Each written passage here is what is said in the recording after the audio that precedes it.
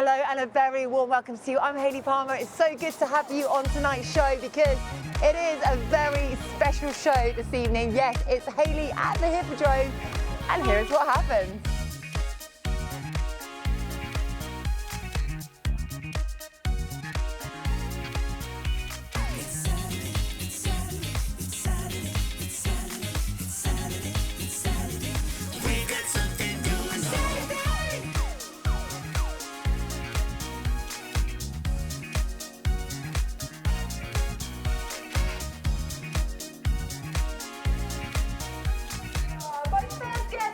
Worked with them on a Saturday morning show on GB News.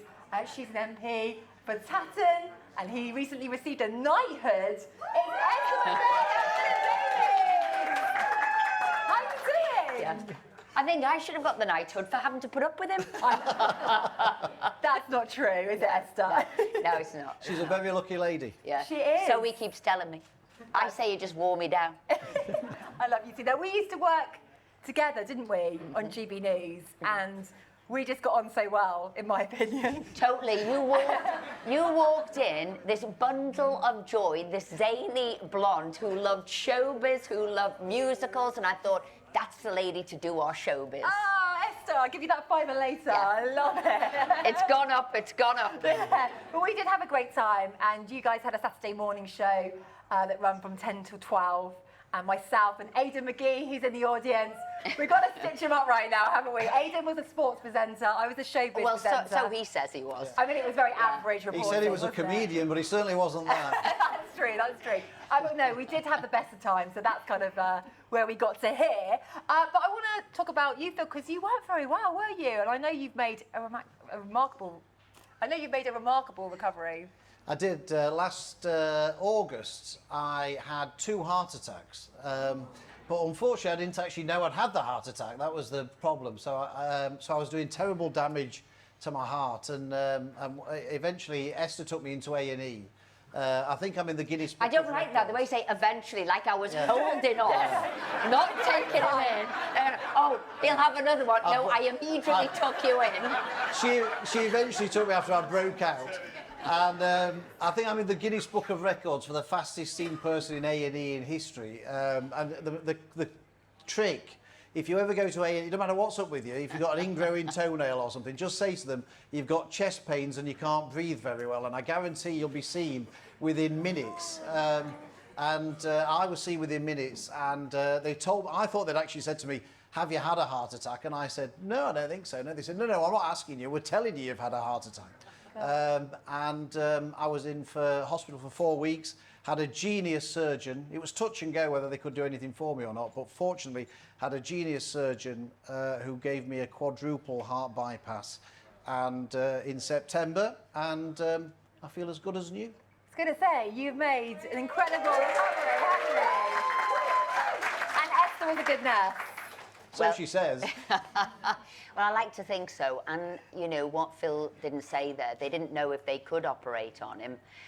Each day he was in a hospital, they were trying to do more tests. Because he'd had so many heart attacks, when blood doesn't get to your heart, a bit like when water doesn't get to a plant, you can save it after a certain period of time. After that, you can't. So he could have been on the heart transplant list. But like he said, brilliant surgeon, and he's still here. Yeah. Despite my best efforts, he's still here. And can I just say, you've received a knighthood. Sorry. I mean, that's wrong as well. There's hope for everybody. Hayley is the honest answer to that. To be honest, it was a complete shock. I actually got a phone call from Rishi Sunak when he was Prime Minister to say, you know, that you're going to be made a knight. And I thought it was a hoax phone call, to be perfectly honest. I thought it was a joke. It took him ages to persuade me it was actually a genuine phone call, and it was actually him on the. I thought it was like an AI-generated phone call or something. So yeah, it was very nice. It was very unexpected, and went to Windsor Castle, and Princess Anne did the honours, which was great. And it was one of the first things I did after my surgery. So it was a great thing to aim for. Yeah, don't move quickly when they're bringing that sword down. And there's going to be a party, which I'm coming to. Exactly, there's going to be and it wouldn't be a party without you there, Hayley. It really wouldn't, it really wouldn't. But we are going to go into a little game, because we like a little game here on the show. So, I have made you at home with my laminating machine. No expense spared, I can see that. Very impressive. Right. Oh, I see. Yeah, I see. okay. Okay. Can we get the picture? Okay, so Mr. and Mrs. Round. Okay. I'm going to love this. You're not going to be Okay. talking after this, that's for sure. All right, here we Who go. says we are anyway? Who is the most organised? Oh, I thought it'd be you, Esther. No. Are you joking, No. are you? Absolutely not. I don't think we needed that, right? That was an easy. No, That was an no. easy one to start with. Phil is, right, can I tell you, every Sunday he has to call a diary summit so that we know what each of us are doing each day. Oh no, really, seriously. That's next level. Anal, that's all I can say, absolutely, on the old, Okay, yeah. this is a good one. Who's the smartest? Yeah. Oh, okay. Yeah. I dare say I was otherwise. gonna say, Yeah, I dare say otherwise. Who has the worst habits? Sorry, just to announce that to everyone. Without a shadow of a doubt. Go on, what? Well, in a strong field, I'd say I'm curious. leaving the top So of the top of the toothpaste off every night. That's a bad one. Is That's that an it? that's a bad one. That's one of the few I'm prepared to say. What, Right. you mean you just don't screw it back on properly? No, don't Well, that can always. be That's trained. Don't always, don't Okay, ever. okay, don't ever. Yeah, so what? I mean, this is the man who doesn't do his washing, doesn't put clothes away, doesn't put dishes in the dishwasher, loads of things. It's a lie, Hayley. It's true. Okay. It's a lie. You're not going to believe That's this. okay. We've been married a couple of years now. Could all end tonight. You know, she's a politician. You're not going to believe what she says. That got the biggest laugh, Phil. He can only say that now because he's not a politician. He wouldn't have said that before the general election. Okay, who talks the most? Oh, no doubt about that. I can't get a word in edgewise. Hang on. Who has said the most tonight? Actually, Phil has. But Esther does love a good Okay, chat. we'll do a bit like that. We'll do a bit like this, half and half. Who's the better singer? In a bad field. Yeah, Esther- I'm not good. I Right. like to sing. Right, there's a difference. I like to sing, but I don't think anybody likes to hear it. She's No, enthusiastic. I can actually vouch for that because That was harsh. we were on a night out once and we started singing "You to Me Are Everything," didn't Yeah, we? yeah. And we were having a great time, and Yeah. Phil was like, "Can you be quiet?" Oh, right. That's what I was saying. And who is always right? Who's always right? Even when she's wrong. Yeah. Hey! Give it up for Esther and Phil, everyone! You are everything to me. Can't you see? So, Chico and I actually go way back, don't we? 20 years. Is it 20 years? Yes. I actually knew you before X Factor. Yeah, Portsmouth. Portsmouth. How was it we actually met? It was through a friend, and then I went into the. Sorry. Apparently, they told me there's only one mic. So. Okay, yeah, let's Is go. it okay? There was only. We got introduced through our friend, Yeah. Darren Paul, who's an amazing photographer, and I did the X Factor, and one of my first gigs was actually in Portsmouth, and you happened to be there, and I just saw this incredible energy, physicality, obviously. First of all, and I just went, oh my God, Jerry Hall, eat your heart out. Because she's a supermodel, right? No, But- Jerry Hall. but you know- Jerry Hall's about 75. Excuse me, at her best, darling, at her best. At her best, trust me. So this is the thing with people, it's like, I can tell you this little, anyway, I don't want to go into it, but just take it as a supermodel. But she's not just a supermodel, she's a Take it right now, superwoman. I'm sweating. She's an absolutely beautiful being. And if you don't mind me saying, Oh, God.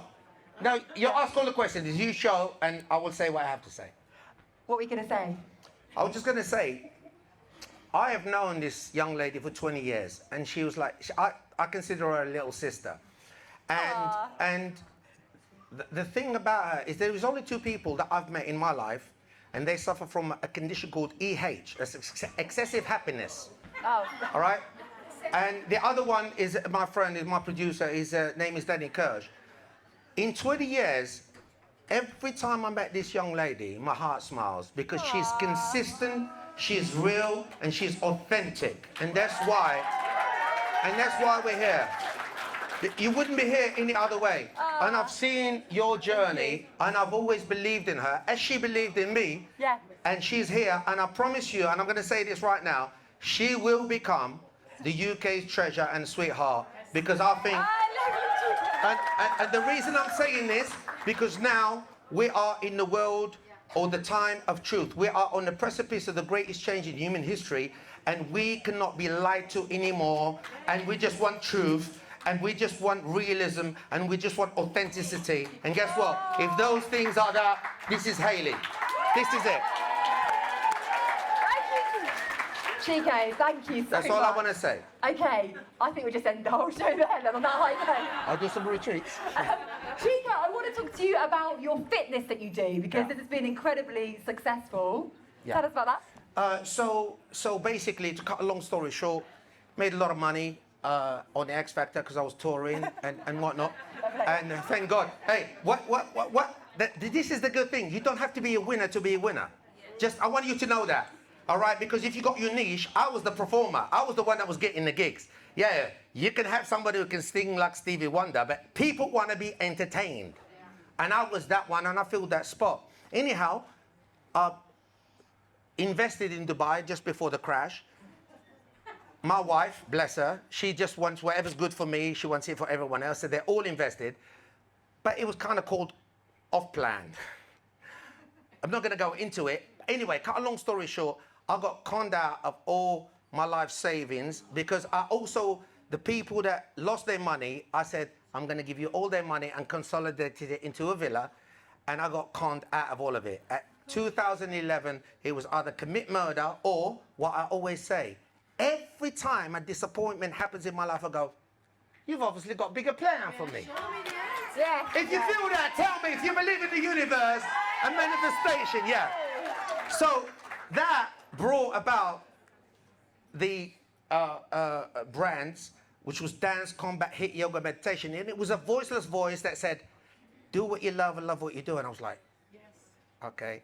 I love fitness and I love music. So I combined them together. It was the first brand in the world. And I was inspired by the great Muhammad Ali and Bruce Lee. Anyway, so I was inspired by these two great people that broke the barriers.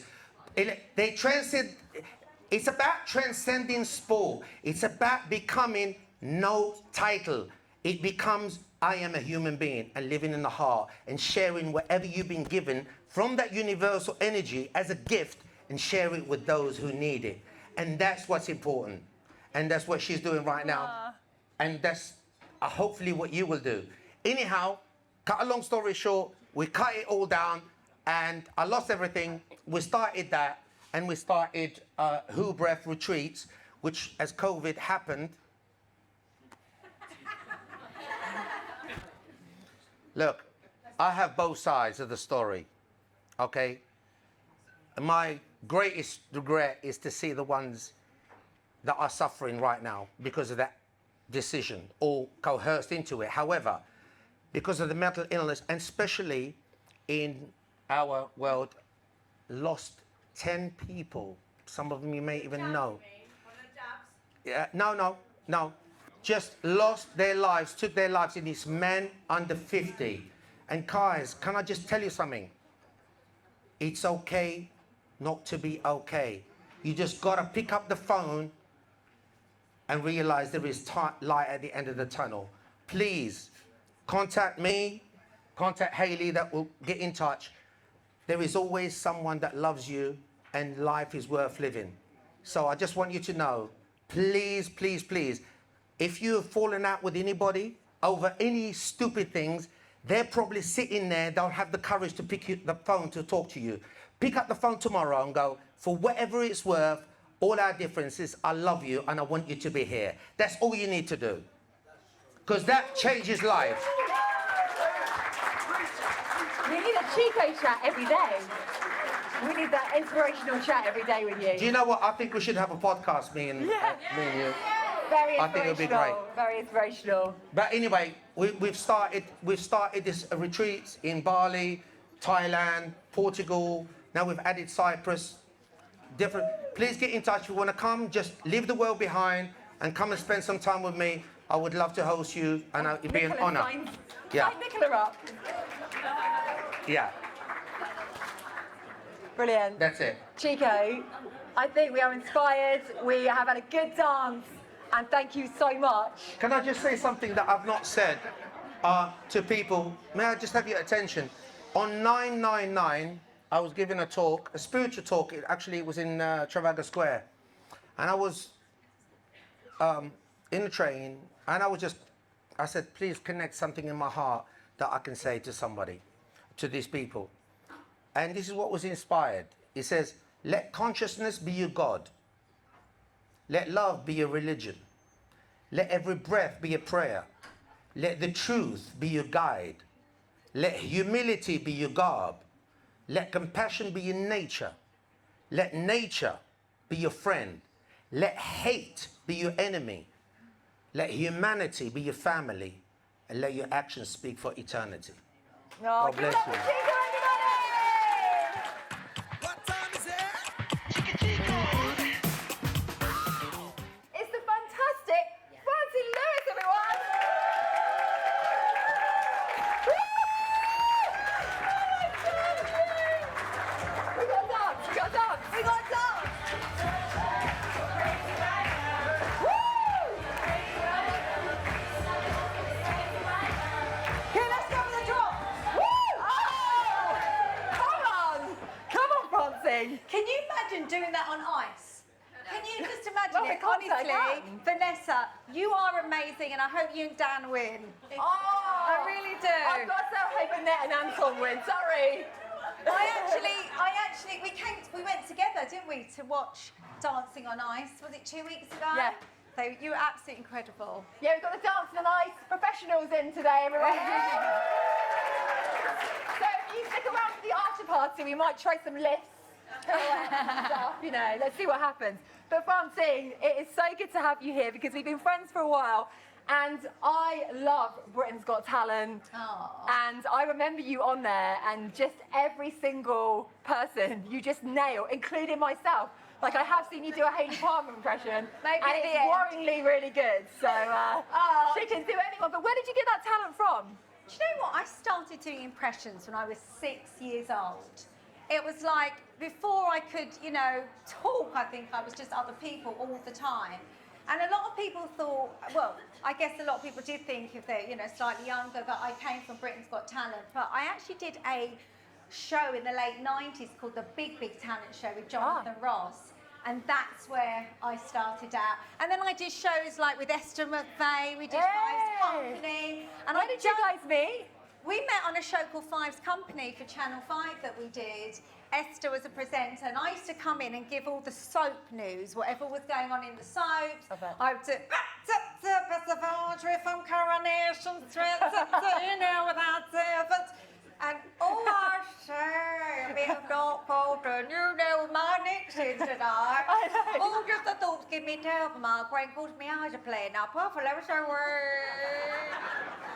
So that's what I used to do, updates. But how do you study the people? Do you literally watch the TV and go, yeah, I could do that? Or Yeah, my technique is, before the voice comes, it's the mannerisms that come first. So, for instance, when I do someone like Stacey Solomon, that obviously I did on Britain's Got Talent, it'd be, oh my God, I did all that with my hands, and then the face just comes, and it just automatically sounds that way. But I remember trying to do Cheryl Cole, and I found her particularly difficult. I kept kind of going from her accent into an Indian accent, and then all of a sudden I nailed it, and it was just, hey, totally, utterly excited to be here. Honestly, I can't believe it. Hayley Palmer, I absolutely love you. You need to be in Girls Aloud. cool. That is brilliant. So would you say is the easiest one? It's Stacey Solomon, anyone else? Well, my favourite and easiest has got to be, oh, wow, never underestimate the prices. Oh, yes, I love it. What can I say? There's a lot of people I recognise in the audience that I've dated, married, divorced. I don't know, what do you think? That's why I have so many facelifts. Hopefully no one will recognise me soon.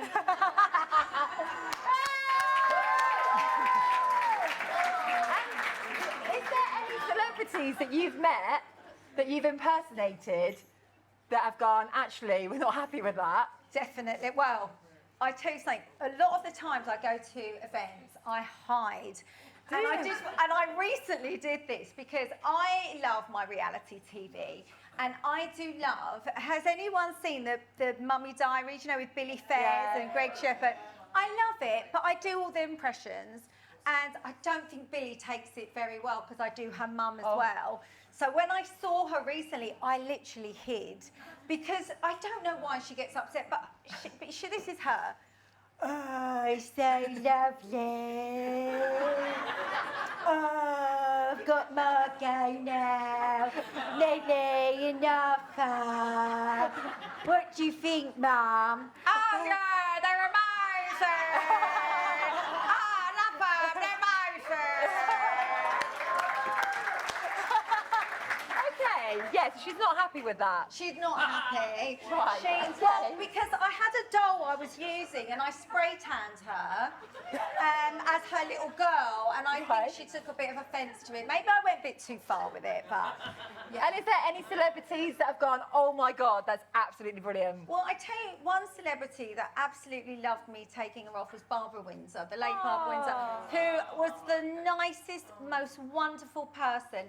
And I remember meeting her and she said, oh, I love you, Francine. Oh, aren't you awful? Hey, yeah. I was very, very fortunate that I got to do, it was like a This Is Your Life, and I got to be up on the stage with her. She had me on with her and Dale Winton, and it was such an amazing feeling and opportunity. But also, do you know what? The GC loves it. Do you know what I mean? I love people. You may have read in the news, I recently saved someone from being in a ditch. Do you know what I mean? I was all glam, all looking great, but that's the GC for ya.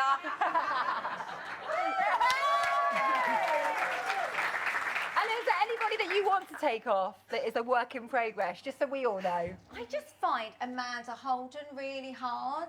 Oh, really? No, I do. It's really weird because all I can see, I can't do it. It's oh, you're wonderful, darling, you know. But I can't really do it. I can do Alicia's laugh, Alicia Dixon. Yeah. But she's like, but but you know, that's it really. Right, okay, work in progress. Good to know. Work in progress. Well, we love Love Island. Well, I do. So do I. It finished last night. So do- Go Who on, watched Casey. Love Casey Island? won. Yeah. Honestly, it's one of my. I'm a real reality TV junkie. So of course, like every night, I just couldn't do. I wouldn't be here tonight if it was Love Island's on. Oh, cheers, Francine. Anyway, we want to go through some of the Love Island contestants and see if Francine can do them. Drum roll, please. There we are. Woo! Chico, you already put me on the Okay, spot. first one. Sorry if you don't watch it, by the way, but just bear with me. Gabby. You know, I'm so happy me and Casey won. Like, it was so nice that people voted. Thanks. Hey, Harriet. Just like, what the hell? Yeah, that's it. Yana, how did me and Ronnie didn't make the final? I just really don't get it. I just don't think the people are our friends. Grace. I know that me and Luca could have won if it wasn't for those horrible comments from Liv. I'm just so upset that I didn't win. Alma. Liv, I'm going to quickly do a Liv. Oh, go on then. Because she Go doesn't for it. move her mouth. Oh, right. Well, we're seeing messages. I've got the receipts. So I just think you're a user and you just want to win. Because that's what you do. She literally doesn't. Yeah, interesting. Ekin Sue.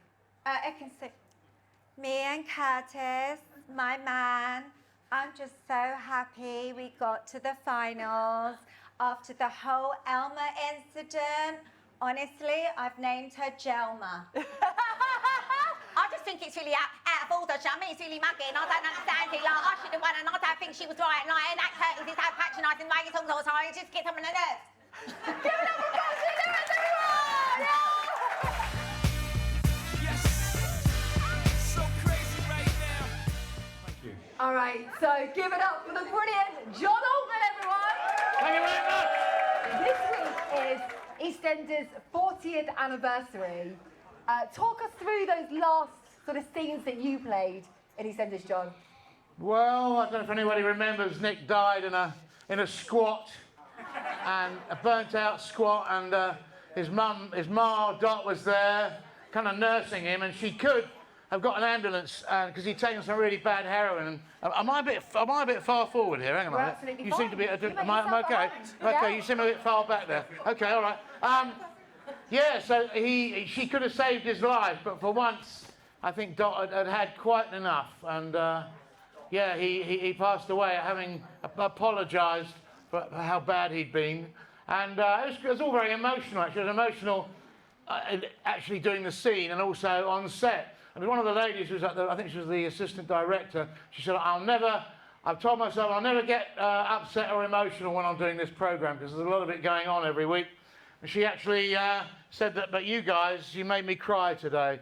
So, yeah. And when I watched it, when it was out on the TV, I watched it for the first time. And being an actor, I was sort of looking at how our performances were. I was looking at it technically. And then I watched it again, remembering all the good times that June and I had. I feel quite emotional saying this now. And all the years we spent together. And so, yeah, it brought a tear to my eye on the second viewing, so I did get quite emotional about it. And the producer, Dominic Treadwell Collins, who you may have heard of, I don't know, he appeared out of nowhere when we shot the last scene. I think they gave me some flowers and some silver cufflinks with Nick Cotton, 1985 to 2015, embossed on the cufflinks. So, there you go. That was the last day of Nick's time, yeah. Oh, we've got a question from Nicola, who's in our front row. And Nicola wants to know, what's the funniest thing that has ever happened on the EastEnders set that we don't know about? Oh, crikey, there are so many. I was trying to think about that today, actually. People always ask me. I could mention two. Sometimes, being in the show for so long, they let you put lines in here and there. There was a couple sitting on a bench in the middle of the square having a bit of a snog or whatever, and Nick was supposed to walk past them. So as I walked past them, I stopped and looked at them and went, disgusting. And they sort of looked at me like, who's that nutter, you know? So I just put that in, you know. Another time, as I said, there were loads of times actually, Hayley, but there was another time June and I were doing a scene in the laundrette, and we completed the scene, and nobody said cut. If you know about filming at all, then that's it. Then they switch the camera off, switch the lights off, etc. Go on to the next scene. Nobody said cut. So June and I, because we knew our characters so well, we just kept on improvising and chatting away, this, that, and the other. And apparently in the box, they were looking to see where these missing pages of script had gone. It's because we knew the show so well, we knew our characters so well. And then eventually they did shout cut, but we'd gone on for about, rabbited on for a couple of pages, talking stuff that came off the top of our head. Oh, Yeah. love it. There you go. And we want to know, do you keep in contact with any of the cast members that you used to work with on the set? Not really. I mean, I occasionally, I'll meet them, say at a funeral or a charity night, or some dinner somewhere. Yeah. Too many funerals actually. Yeah. But so and they're up there. And when you do something like EastEnders, you're kind of cut off from the world in a way. It's not 52 weeks a year, but it feels like that, and you're at it every single day of the week. Even on the weekends, you're learning the lines. So it's not glamorous, but it's quite hard work. But it can be fun as well. So they're in that world, and you're out in another world, working in the theatre or whatever it might be. And you told me you're really good at learning lines, aren't you? I'm okay. I haven't got a photographic memory, but No, yeah. I always think it's quite hard to just remember all those lines. And Well, what what just happens? about remember my name. I know, yeah, it can, like the brain's like a muscle. There's some guy who can memorise 2 pages of the phone directory. You know, I mean, who wants to do that? But he can do it because he's worked his brain so hard. So it's like a muscle. So when you go up on a show like EastEnders, you have like maybe 4 episodes you've got to learn, not every scene, but so you do that before you get in there. Then once you've done that, there's another 4 come under the door, and so it goes on. It rolls along like being on a treadmill. It's a lot easier presenting, I think, because I've done a little bit of that myself. I think I prefer presenting. But Oh, he's after my job. yeah, I mean, not so stressful. But yeah, so you know what happens is the longer you're on the programme, the easier it gets to learn. They might give you some new lines and go, oh, could you just learn that? We've changed that page. So you just look at it for a couple of minutes and you've done it. And June used to be amazing. She'd be over 18. I said, can we rehearse that scene, June? And we used to go to her dressing room and have a fag and a cup of coffee or whatever. And actually, I gave up cigarettes and she didn't. She said, oh, you should go back on them, dear. You're so stressed out when you're not smoking. good old June. Yeah. Woo! Bless our heart. What was I saying? Yeah, about learning the lines, yeah. So we would, you know, just go and grab the lines in our dressing room. Sometimes she'd go, oh, I haven't looked at it yet, dear. Just give me 5 minutes. And she'd like look at 3 pages of script and we'd go on set and she'd know it, you know. Amazing. Oh, really? Of course, she did it for years, yeah. Oh, yeah. I love her. Yeah, another round of applause there. Come on. dear And June. it's right that you have recently played your part in Panto, but you played the good guy this year. Yeah, that's quite a funny name, really. I played this character called King Custard. I don't know why it was called King Custard, but yeah, so it made a nice change. Not playing the bad guy, yeah. But Matt Lepansky, do you remember him in EastEnders? He was David Essex's son, I think, wasn't he? Oh. Yeah, he was a very nice guy. So we had a lot of fun. So it was bizarre because he was playing a part that I played, Flesh Creep, in Jack and the Beanstalk and the Wicked Giant's Henchman. So I'd hear all these cues on the tannoy. It was like, bum, bum, bum. I was like, oh, God, I'm on.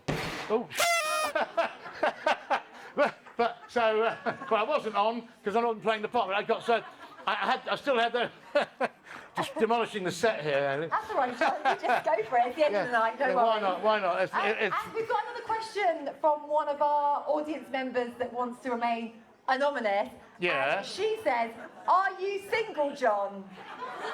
I am, yeah. And it's pretty boring, actually. I've got a lot of love to give, and yeah, I am available. So yeah. You've got to put it out there. Here we are. You know what? Hayley's Lonely Hearts Club. Yeah? This is better than Tinder in this room. It's better than Tinder in this room, isn't it? Yeah, definitely. It's a very good-looking crowd. Exactly. Yeah, so on that note, Some John's beautiful single. ladies here. Tune into EastEnders this week, and what an absolute national treasure! It's John Altman. Thank you. Huge thank you to everybody who attended Hayley at the Hippodrome, and a big thank you to Simon Thomas and Ian at the Hippodrome and all the staff. You've been absolutely amazing. Thank you. Now, I will see you same time, same place next week. I'm Hayley Palmer. Stay safe, and I'll see you then.